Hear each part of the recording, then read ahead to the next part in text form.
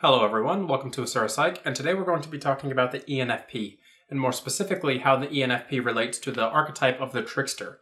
Now when you think of a Trickster, you probably think of someone who's kind of mischievous, adventurous, explorative, playful. These are all words that I would use to describe the typical Trickster archetype, and I think that the ENFP really relates to this archetype. Let's get into it.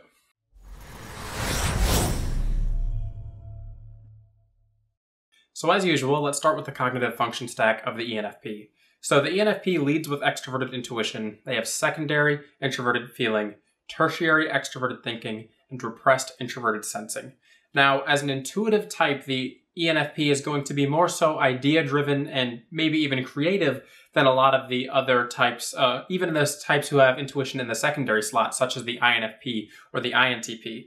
The ENFP tends to be very much so idea-driven in the moment, and because intuition is in the extroverted form, they're going to be seeking to make a change in their immediate environment, in the objective world, through intuition. Now, this change that the ENFP is seeking to make in their objective external environment is what kind of makes them the Trickster archetype, or makes them well fit with the Trickster archetype. They differ from the ENTP because the ENFP has secondary introverted feeling. So their extroverted intuition, their ideas towards the outer world, tend to be driven by an internal set of values compared to an internal set of logic such as the ENTP would have. This is why the ENTP is more so kind of an inventor archetype, and we'll talk about that in another video. But the ENFP tends to want to make more changes in the immediate environment that are directed from the self and that are going to be more so people-driven even. And this is what allows them to have that Trickster archetype. Because when they're seeking to make changes or they're seeking to interact with others, they're going to be doing it on a personal value-based level.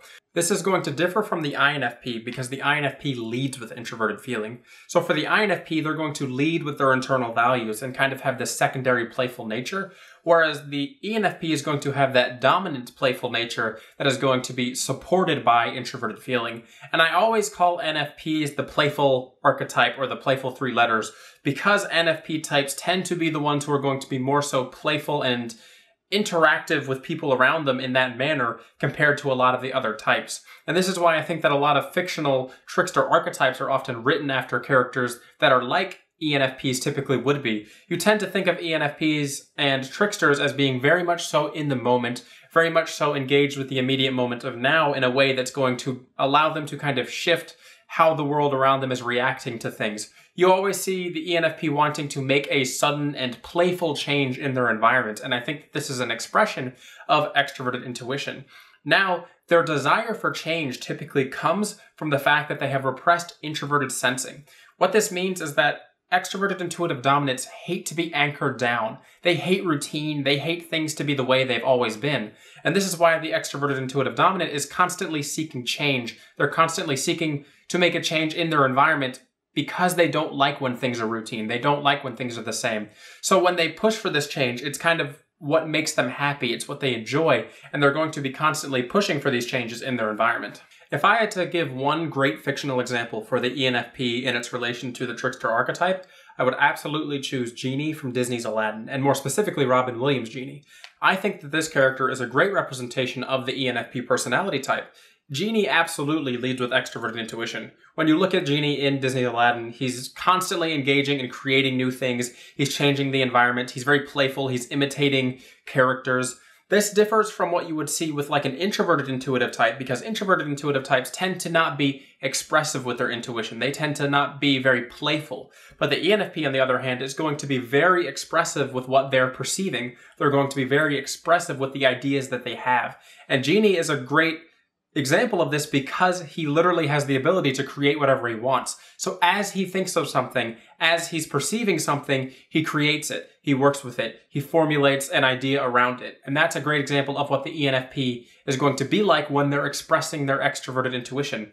They're going to be in the moment creating immediate change.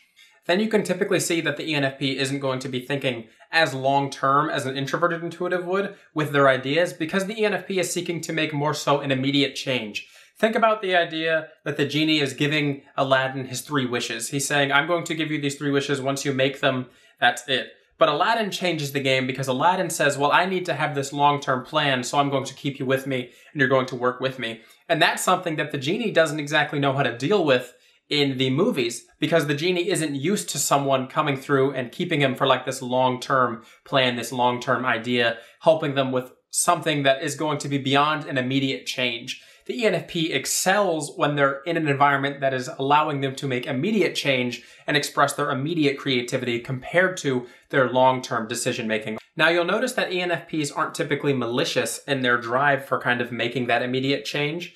And this is because they're not usually desiring to accomplish something. They're more so playful. They more so just want to see how people are going to react to what they do, how people are going to react to their ideas. So they're not trying to accomplish some goal like maybe an INJ type or even an ENJ type would be. They're not trying to force an opinion or reaction out of someone. They typically just want to see how people react. They enjoy perceiving the external world as an extroverted perceiving dominant type. All right, everybody, I hope you've enjoyed this analysis on the ENFP personality type and its relation to the Trickster archetype. If you can think of any ENFPs or Tricksters in fiction, please list them in the comment section below. I'd love to see what characters you think relate to the ENFP or the Trickster archetype. Just a short reminder that I do personality typing sessions through my website, asurosite.com, if you're interested in being typed by me, and you can support me on Patreon if you'd like to see more videos like this and support me in the video making process. This has been Asura at Asurosite. Have a good one.